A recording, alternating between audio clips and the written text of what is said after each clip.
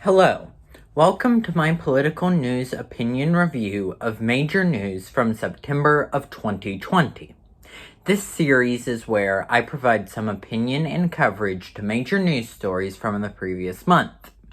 This is done to provide the people with a method to hold myself accountable, as I act in the capacity of a politician. This is essential as the people need to know my reactions to what is occurring around us, and to ensure that everybody is able to keep track of current events. In this video, I will talk about the following news stories: the death of Supreme Court Justice Ruth Bader Ginsburg and Trump's nominee, peace agreements between Israel and Arab nations, the Breonna Taylor decision, Fayette County Commissioner pursuing broadband, and the first 2020 presidential debate.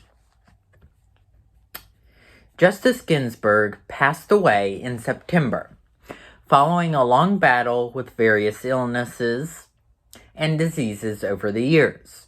Her dying wish, stated to her granddaughter a few days before her death, was, quote, "My most fervent wish is that I will not be replaced until a new president is installed," end quote. This statement shows how hopelessly political the court is. Following this, Democrats and leftists called for Republicans to hold themselves to their own precedent from 2015/2016 of not voting on a Supreme Court nominee during an election year. Hypocritically, Republicans are pushing ahead President Donald Trump's nominee, Amy Coney Barrett. I oppose Barrett for many reasons, but I believe that we need to amend the Constitution to ensure a non-political or at least multi-partisan appointment process. If I were in the Senate, I would vote yes to proceed to voting on the nominee, as that is the president's duty as President of the United States, and no on the nominee, as Barrett would roll back important Supreme Court cases if given the chance.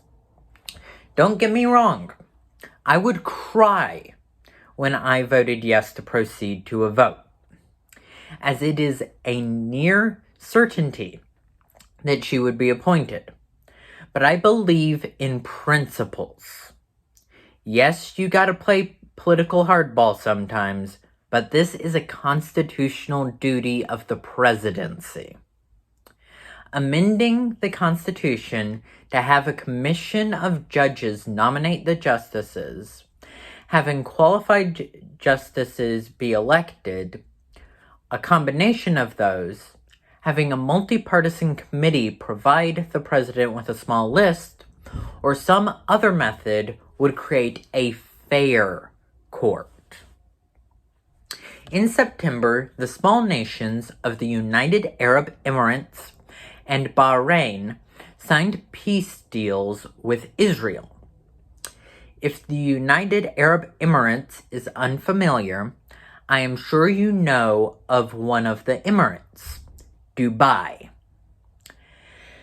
They follow Egypt and Jordan in normalizing relations with the country, in a move that obviously angers Palestine.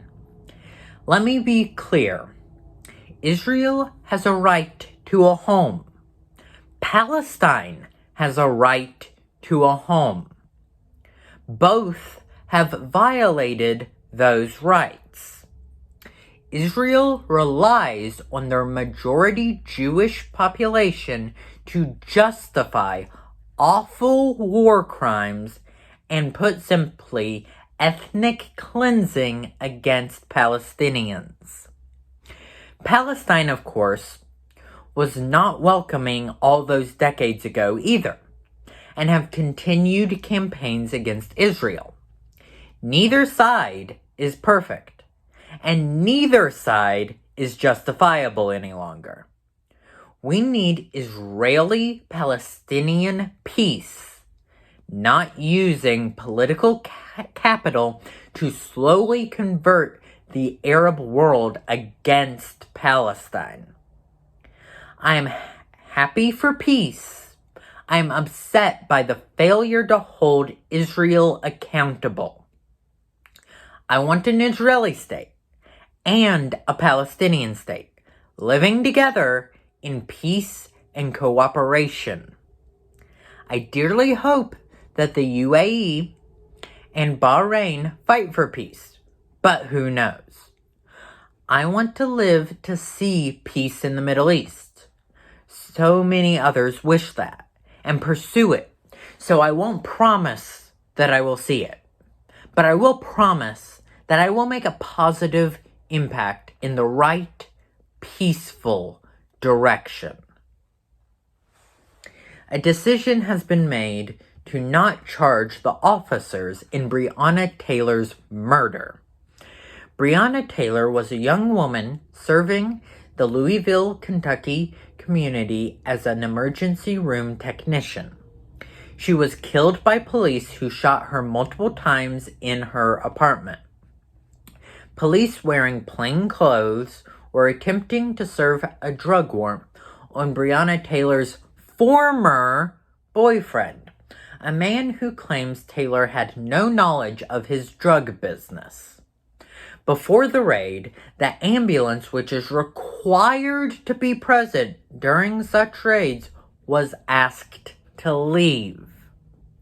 When Breonna Taylor's boyfriend saw men in plain clothes claiming to be police officers, he assumed they were home invaders with police as their cover. Obviously! Taylor's boyfriend responded to the men breaking open the door by firing a single shot into the leg of one of the officers. Courts have decided that this then justified the officers to murder Breonna Taylor via 5 or 6 bullet wounds. Following this confrontation, aid was immediately given to the officer with a single bullet wound, not the civilian with 5 or 6.